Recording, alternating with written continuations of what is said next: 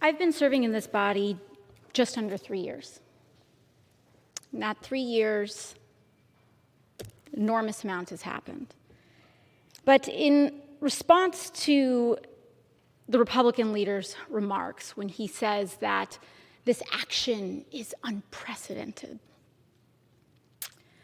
what I believe is unprecedented is for a member of House leadership of either party to be unable to condemn incitement of violence against a member of this body. It is sad.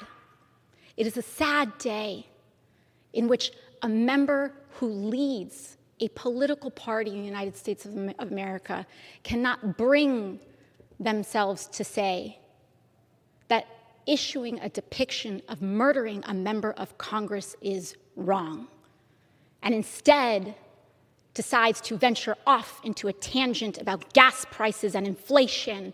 What is so hard? What is so hard about saying that this is wrong? This is not about me. This is not about Representative Gosar, but this is about what we are willing to accept. Not just the Republican leader, but I have seen other members of this party advance the argument, including Representative Gosar himself, the illusion that this was just a joke. That what we say and what we do does not matter so long as we claim a lack of meaning.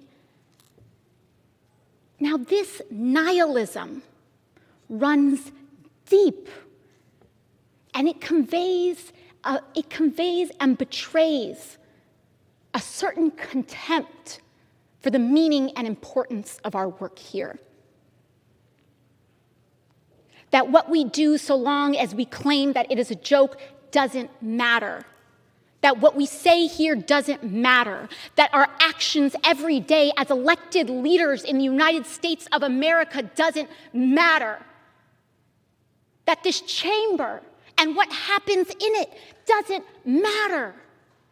And I am here to rise to say that it does. Our work here matters. Our example matters. There is meaning in our service. And as leaders in this country, when we incite violence with depictions against our colleagues, that trickles down into violence in this country. And that is where we must draw the line, independent of party, identity, or belief.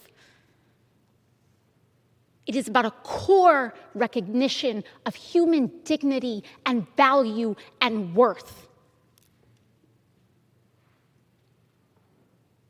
So when we talk about, as mentioned in the resolution, that these depictions are part of a larger trend of misogyny and racial misogyny, racist misogyny, this has results in dampening the participation. And so this vote is not as complex as perhaps the Republican leader would like to make folks believe. It's pretty cut and dry. Does anyone in this chamber find this behavior acceptable? Would you allow depictions of violence against women, against colleagues? Would you allow that in your home? Do you think this should happen on a school board? In a city council? In a church? And if it's not acceptable there, why should it be accepted here? Lastly, when the Republican leader rose to talk about how there are all of these double standards and lists a litany of all these different things, not once did he list an example of a member of Congress threatening the life of another. This is not about a double standard, and what is unprecedented and what is tragic is the descent of transgression in this body. I grew up as a little girl with awe about our nation's capital. The reverence and the importance and the gravity of our work here. Additional 30 seconds. Gentlelady is recognized. The gravity of our work here. So the question that I pose to this body in response is, will we live up to the promises that we make our children? That this is a place where we will defend one another regardless of belief. That our core human dignity matters. If you believe that this behavior is acceptable, go ahead. Vote no. But if you believe that this behavior should not be accepted, then vote yes.